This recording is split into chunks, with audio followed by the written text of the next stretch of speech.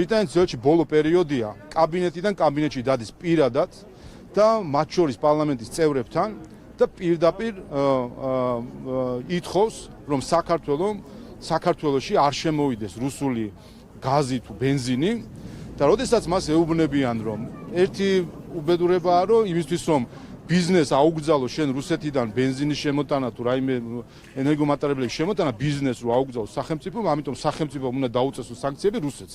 ეს ერთი შევთანხმდით, რომ ბრიტანეთის ელჩი ითხოვს სანქციების დაწესებას, ანუ ომს.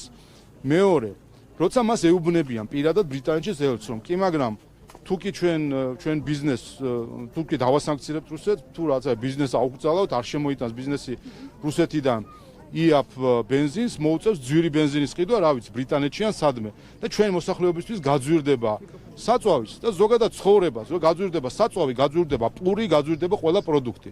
იცით რა არის ბრიტანეთის ელჩის პასუხი?